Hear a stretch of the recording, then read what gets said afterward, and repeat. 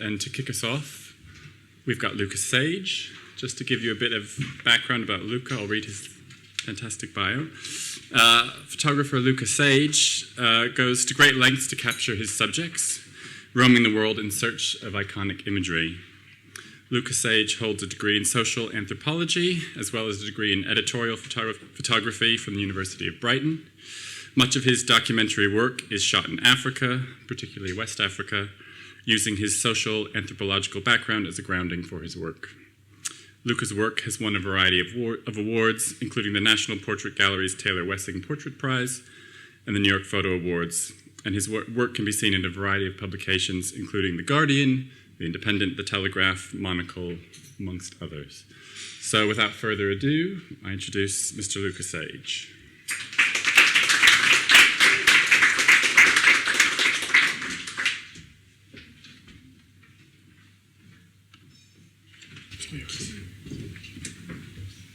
Oh my God, there's so many people here. Why did I say yes to this? Okay. Right, let's start at the beginning. Basically when I was a child, I was football mad, and that's all I wanted to do. And it was only when I got to play for Chelsea, under 15s, under 16s, that I started to get really bored with football. And I started to buy magazines with great photos, especially The Independent on Saturday magazine. And I'd cut them out and stick them on my wall. And I think that was my sort of start of my love for photography. And I went on to study social anthropology. And I realised that my lack of skill with languages meant that I couldn't really be an anthropologist. So I decided to try and combine my love for people and for travel, and realised that I loved visual language, and so I went down that route. So my first trip abroad was to Lithuania and to Stalin World. I don't know if any of you have heard of Stalin World, but I thought, it's going to be great, getting into the magazines. I came back only to discover that Martin Parr had shot it the year before.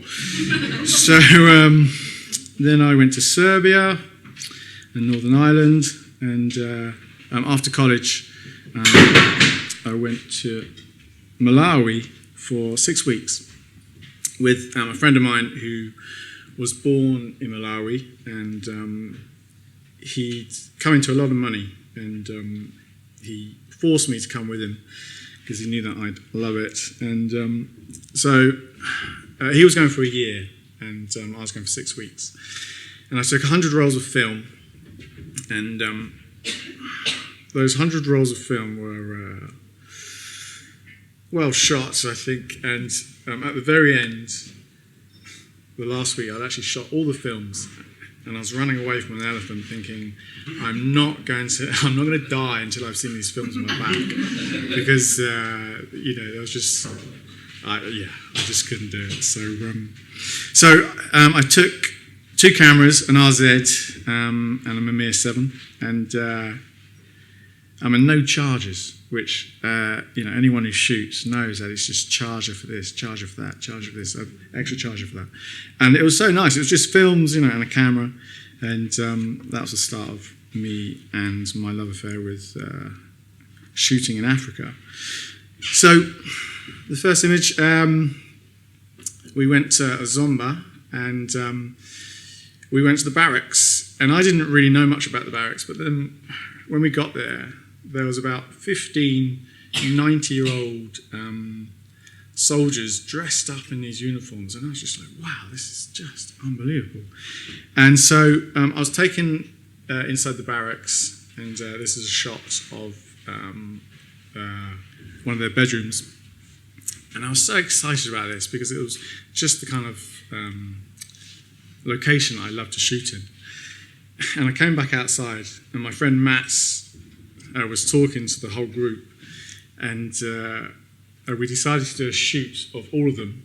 And so we put them on some benches, and there was 3 benches, all these old guys. And I looked down into the camera, And suddenly, there wasn't 3 benches, there was only 2 benches. One had collapsed, and I was like, oh no, 450 years worth of soldiers have just been crushed with their fingers by this bench. Luckily, they all survived. There was no injuries, but things like that happen, and you're very relieved when everyone's all right. So what I was trying to do out there, I didn't really have a set plan, but I spent 3 years studying social anthropology, and then 3 years at Brighton studying photography. And the thing that I always picked up was that it was about the representation of people. And so my images are always very well aware about how I'm going to represent them. So I think I wanted to stay away from the warlords, the starving, just the images that you usually have in your subconscious about Africa. If you go to Google and you type in Africa, this is what's going to come up. Or sunsets, plains, the plains, and giraffes and elephants. So these portraits are often just people who you can relate to. And the small details, this was in 2006, and, just small things like a mobile phone, Coke.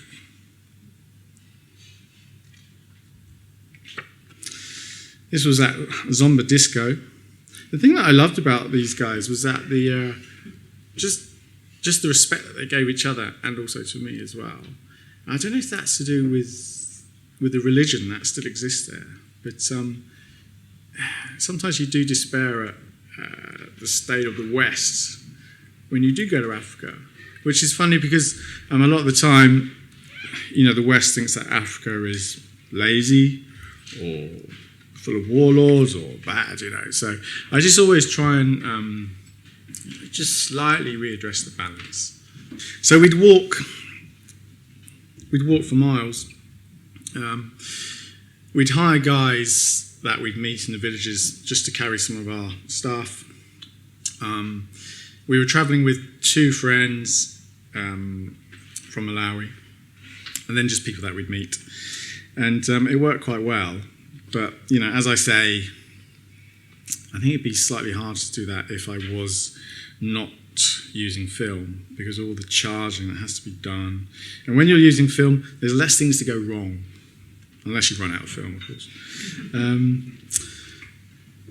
Now, access, I've been quite lucky with access, but we went to this Zomba mental hospital, and I really wanted to shoot there, and also the Zomba prison, which is this great big sort of church-like building with no windows almost, and I so wanted to shoot there. And we got in to speak to the chief of prisons, and this room had about 6 sofas. I kid you not. So we sat there about 15 feet away from him, and he sat there at the desk, and he's like, "Why do you want to shoot here?"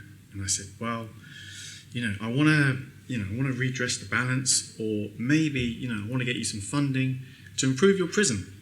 And he says, "Look, you don't understand. This is Africa. It's a very different, sense to what you get in the West. So I can't allow it." I said, "Yeah, but the thing is, I've seen some amazing photography shot in South Africa by Brumberg and Shanarin. It's amazing, and they've got some funding for the prisons." He says, "Yeah, but what you don't understand is that this is Malawi, not South Africa." And so it was like, okay. And, I had to leave it there. I didn't have any more excuses as to why I should say yes. But sometimes the best locations are the ones that you just can't quite get in. I suppose the things about my portraits is that I like to have strength, but sensitivity as well. This was actually a phone shack. You'd go and pay a little bit of money to use the phone, but because of the explosion of mobile phones these days, you probably won't get many of these shacks. I mean, mobile phones are used everywhere in Africa now. I think there's 700 million phone cards being used. And then you get locations that you stumble upon. And this one was at Zomba Football Club, and we were just walking around, and inside the old rooms where you used to get changed, there was a boxing club, and I looked through the window, and I was like, oh my God, right, go and get my cameras, rush back, and this guy, Wellington, it was like a ballerina. He was so poised, he just always moved like this. Even when he was boxing, he just seemed to move so beautifully. And so, I'm always interested in dance. And so this was the guy that I wanted to shoot. And there were so many great, what do you call it? I forget the word. But he was a fantastic to shoot. But if you see that there, that's a film wrapper. Because I got so excited, I was just unwrapping the films, just chucking them all over. I completely forgot that shouldn't really be in the shot. But, and it was on the wall at the National Portrait Gallery, and I was like, yeah, don't look at that bit. That's fine. Don't do that. Yes. Let's move on. So the Ivory Coast. And this is the other thing. I often choose places where my mum says, oh no, you don't want to go there, you're going to get shot. And I'm like, no mum, honestly, it's fine. It's fine. I'm going to stay with the BBC guy, and he says it's all fine, it's all going to be cool. And still to this day, she worries, but she's probably worried I've come here tonight. It's London. So, no, honestly, London's scary to my mum. My sister lives here for like the last 20 years, but my mum doesn't like it. She'd rather go to Worthing. Bless her. I hate Worthing. No one's from Worthing, are they?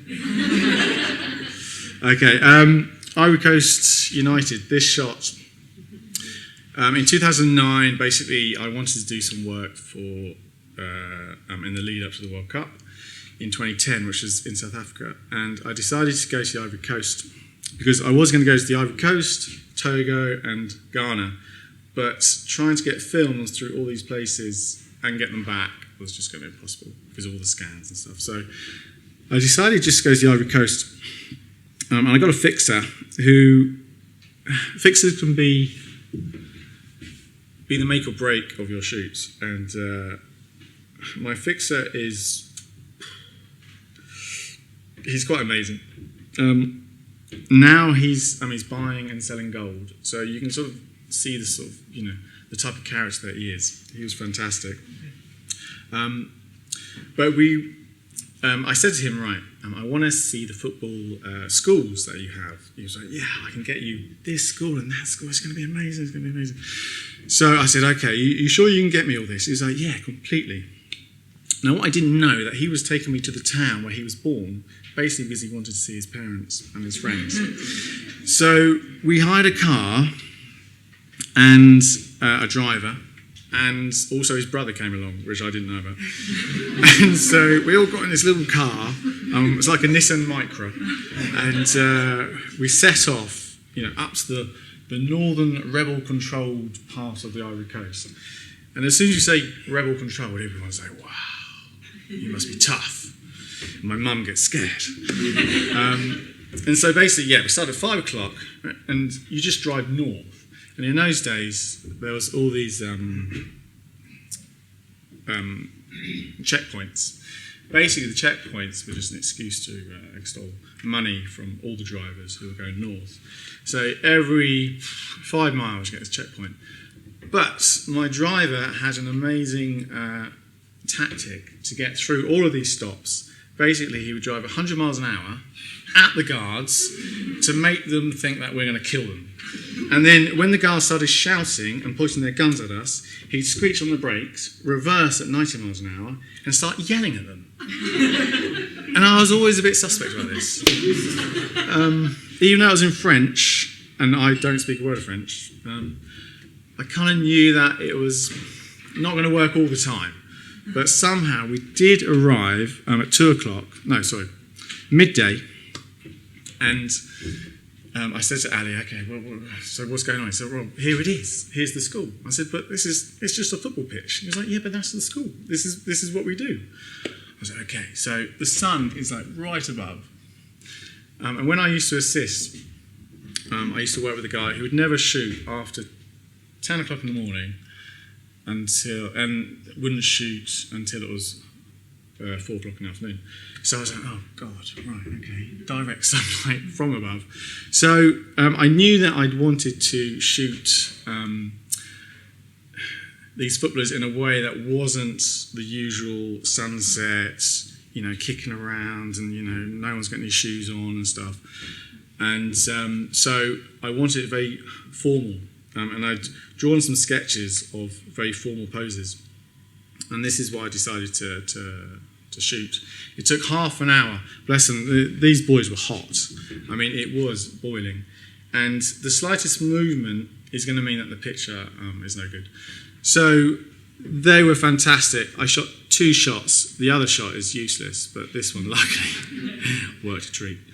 And then after that, I was taken in the car to another place. It was like, right, shoot this. I was like, okay, right, okay. So we got a bit of movement in there. And then shot another team. Now the thing is, often these footballers, they play football in plastic sort of sandals or in football boots. And I did actually go to a proper football academy, and the coach there, he was French. He said he actually makes them playing bare feet because it actually makes them better footballers. So people like Yaya Toure, Aboué, well, maybe not Aboué, they've all learned like that, and I think there is some truth in it. I don't often shoot with flash, but this was flash. The thing that I find about taking lots of equipment to Africa is that it has to be the best equipment, otherwise it just falls apart. Because there's something about Africa which means that if it's not the best quality, it's not going to last. And even when you shoot in shanty towns, there's so much bureaucracy that needs to go on, which is why you need the fixer. Because, if you just turn up as a white guy, or a black guy, if you're not from around there, you're going to get somebody come up with you, just come up to you with some official-looking card saying, I am the head of this town, and it takes ages. So usually my fixer then goes and speaks to them, and he says, look, just shoot. I'm like, are you sure? He's like, yeah, just shoot. I was like, okay. So that's the way it sort of works. It's not perfect, but it does seem to get the results. It doesn't really matter how much you try and prepare. Sometimes it's just purely the serendipity of a shoot. So there's all these people around me watching me shoot this. And this guy's obviously got an AC Milan shirt on, I think. And this girl just walks past and then just stops with exactly the same colours on. And so that's the shot that I get. But, you can't plan that sort of thing. So it's very nice when that kind of thing happens. And, again, I'd gone to shoot a football match, which was next to this court. And I saw these 2 sisters playing. And this girl, I was like, wow, she's so tall, she's got this poise again, and I had to shoot the 2 sisters first for about an hour and do all these different shots before I could actually get her on her own. But quite often afterwards, there's always somebody who's drunk who wants to fight me for some reason. Don't tell my mum. And the commissions that I get usually lead me into places where I can do my own kind of work.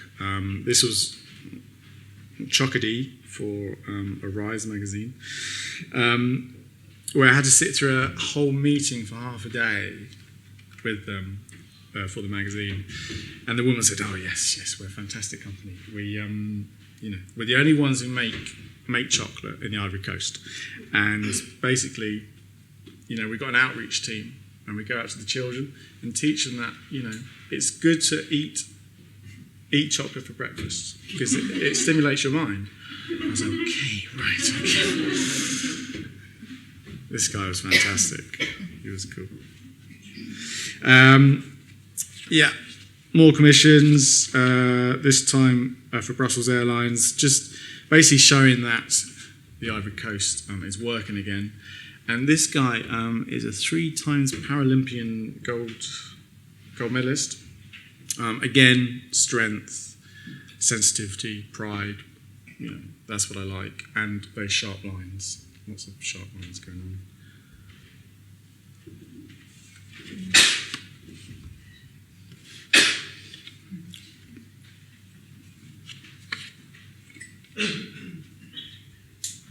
And so usually what I do is, if I have a commission, I try and, on the back of that, put some time in for my own work. And now that I've got into stock, time to shoot stock as well. Because basically, these jobs fund my fun, because my fun, which feeds my soul, is shooting the portraits that I love. I don't earn any money from them. They take all my money.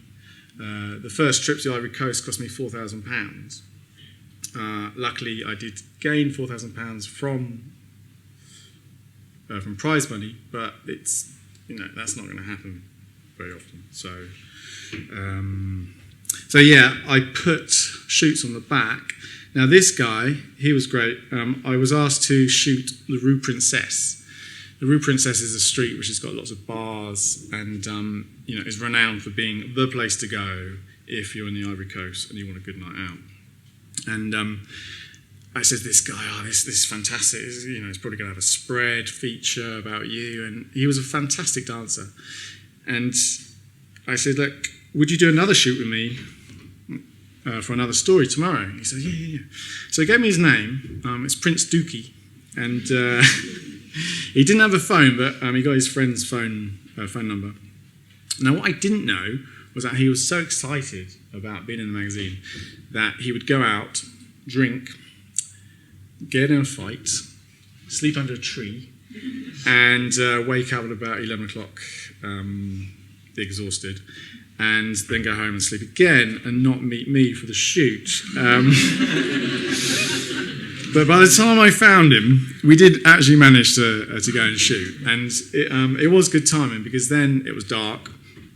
And I was like, right, the story is that you've got to show us the latest moves that are happening in Abidjan. He's like, well, I don't know. I was like, well, just do something. Just, like last night, you were an amazing dancer. Just do that. It was like, okay. And so he did this move. Look at that. I mean, that is fantastic. The only thing is, it was good that I got that shot because literally 10 seconds later, he just went sort of green, staggered off and was sick. And that was it. And, he did not look very cool after that, but that guy is cool. So more magazines, leads on to other work, Rasta Village. And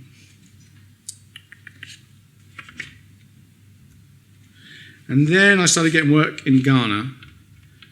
I'm not going to tell you my my method of getting work because other people might steal it. Yes, and my mother wouldn't like it. No. I got commissioned by an American university to photograph the work that a nurse was doing out there who was on one of their courses, and I then got a fixer. This is for WaterAid. And then I put on another 2 weeks on the back of that, I think. It's a very good way to get out there. If you get a commission, then because otherwise to get out to Africa with the visa, it's going to cost you about £700 at least, and then to stay out there, So I just always spend all my wages from the commission on shooting my own work. So this kind of thing pays. She was fantastic, by the way. This woman, she was so nice. Then I get to shoot with my 5.4 camera. I basically found another fixer who is a Spurs supporter, which is quite hard because I'm an Arsenal, so we spend all the time trying to rib each other about that. But I said, look, anything to do with sports. I was like, right, I've got the perfect place for you. So he took me to Jamestown, and Jamestown is a fishing village which has produced lots of world champions, basically. The only way to get out of Jamestown is to be a world champion boxer. So, you either fish or you box. Well, you can do both, but basically boxing is the only route out. And it's an amazing place because you can walk down the street, it's a very poor town, and suddenly you'll see a white Mercedes car, because the guys will actually come back to Jamestown once they've finished, which is very unusual for sports stars to actually come back and live in the place where they grew up. If it was poor, they tend to move out, but these guys love the town, and it's just boxing.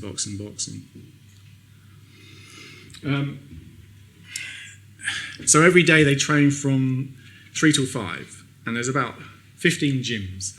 But the thing is, when you're trying to shoot a story like this, it's very hard if everything's going on at 3 till 5.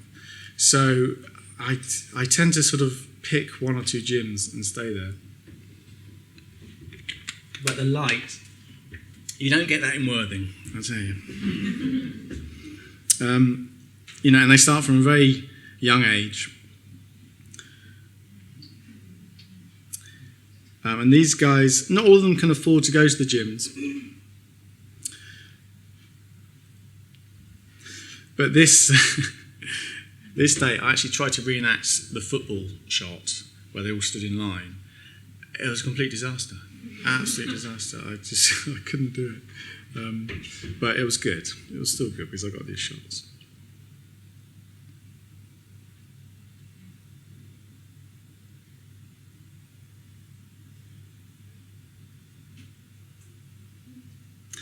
And you can sort of see how my work sort of slightly changed when I got to Getty. I think it's nicer in a way. So I realised that, I was like, oh, I know, if I could just transform this a little bit, I could do a phone advert. There we go, look at that. Fantastic. So that's what I did. I needed to make some money. Jesus. So, what's that? You should have put the image. Yeah. I'm sure I can get it for you if you want it. So, I actually met this woman at the airport, and she just is on the desk, and we just got talking. So, just find these models everywhere. Lovely woman. Facebook's very good, actually, for finding people to shoot with. Facebook. Is that really bad? That's not really cheap, man, isn't it? Back to light. So this is these are guys from the street fight, which I shall show you now. So basically, the second or third time I went to Ghana, I'd gone back to Jamestown. And I was walking around on a Sunday evening, and I found this fight going on. And it goes on every Sunday, again from 3 to 5 or 4 to 6. And I had to shoot it. Basically,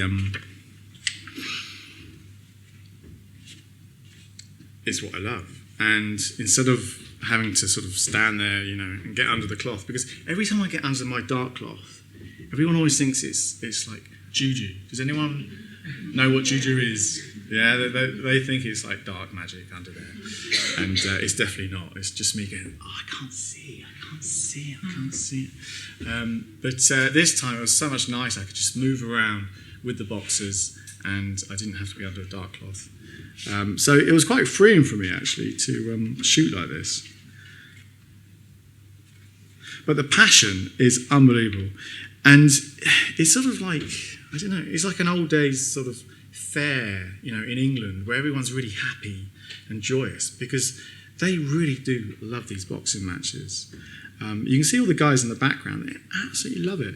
And when if there's a good hit, I don't know much about boxing. I kind of love it and hate it. It's sort of like the good and the bad side of humanity. Because boxers are very, very controlled. They're very nice people. They're very focused.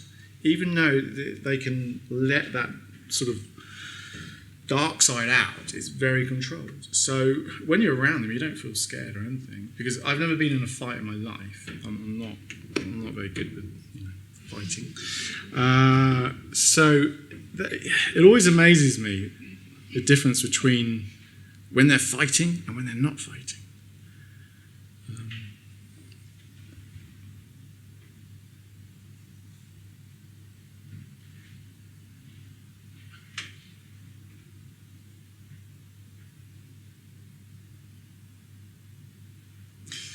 And every Sunday, there's always this guy who's about 17 and about 6'2".